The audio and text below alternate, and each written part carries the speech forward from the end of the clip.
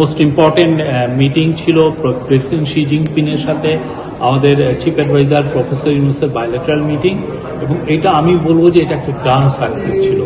ওনার যেভাবে উনি president Xi Jinping স্যারকে মিটিংয়ে নিলেন এবং এই যে পুরো মিটিংটার মধ্যে যে হৃদ্যতা ছিল সেটা সবাইকে মানে ইট টাচড এভরিওয়ান।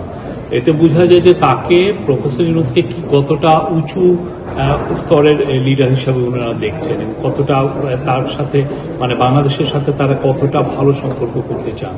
তো প্রফেসর ইউনূস তার বক্তব্যে চায়নার সাথে বাংলাদেশের যে হিস্টোরিক্যাল যে কানেকশন সেগুলো বলেছেন। এবছর যে আমাদের সাথে চায়নার যে ডিপ্লোম্যাটিক রিলেশনশিপের 50 বছর পূর্তি উপলক্ষে সেটা বলেছেন, এবং চায়নার সাথে আমাদের যে সমস্ত ইস্যুগুলো আছে যেগুলো বিষয়ে আমরা চায়নার সত্যিকার অর্থে সাপোর্ট চাচ্ছি সেই বিষয়গুলো উনি বলেছেন। এবং সবচেয়ে ইম্পর্টেন্ট যে জিনিস যে প্রত্যেকটা বিষয়েই চাইনিজ প্রেসিডেন্ট পজিটিভ কনসিডারেশনের কথা বলেছেন। উনি বলেছেন যে প্রফেসর ইউনূসকে এবং তার গভর্নমেন্টকে তারা ফুল সাপোর্ট দিচ্ছেন। এবং আরেকটা কথা যেটা এই পুরো ভিজিটের একটা অন্যতম দিক ছিল যে চাইনিজ ইনভেস্টরদেরকে বাংলাদেশে ইনভাইট করা।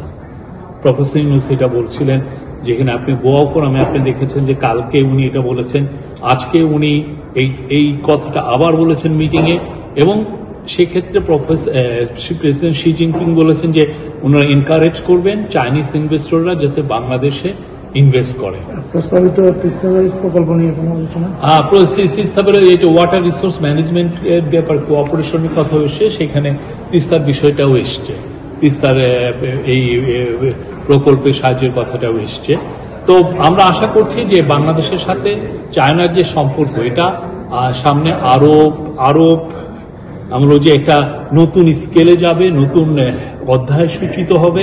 এবং আমরা মনে করি চাইনিজ ইনভেস্টররা যদি বাংলাদেশে বড় অর্থে প্রচুর ইনভেস্ট করেন, যেমন বাংলাদেশ কিন্তু 2016 সালের থেকে আমরা বলে আসছিলাম যে চাইনিজদের জন্য একটা প্রাইভেট ওদের জন্য একটা চাইনিজ ইকোনমিক জোন করা হবে, কিন্তু এটা কাজ কিন্তু এগোয় নেই।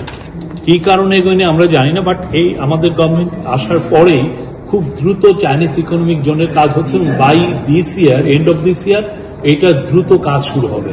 এবং সেইটার আলোকে প্রচুর ইনভেস্টররা তাদের ইনভেস্টমেন্ট শো করেছেন, কিন্তু অবভিয়াসলি চায়নার ইনভেস্টররা তাদের গভর্নমেন্টের দিকে তাকিয়ে থাকে যে তাদের গভর্নমেন্ট কি বলে। তো চাইনিজ যেহেতু এখন প্রেসিডেন্ট শি জিনপিং যেহেতু বলেন যে তারা এনকারেজ করবেন, উনি শব্দটা বলেছেন এনকারেজ করবেন যে চাইনিজ ইনভেস্টররা যাতে বাংলাদেশে ইনভেস্ট করে, আমরা আশা করছি চাইনিজ ইনভেস্টমেন্ট অনেক ম্যাসিভলি বাংলাদেশে আসবে।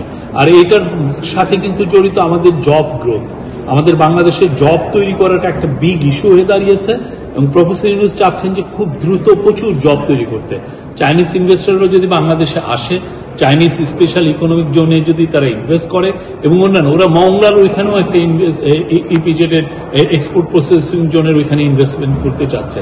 তো সব মিলে আমরা এটা আমি বলবো যে এটা খুবই একটা সাকসেসফুল একটা ট্যুর যেখানে, এবং শেষের দিকে চাইনিজ প্রেসিডেন্ট এইটাও বললেন যে উনি বাংলাদেশের আম এবং কাঁঠাল খেয়েছেন এবং উনি ওইটা প্রশংসা করলেন।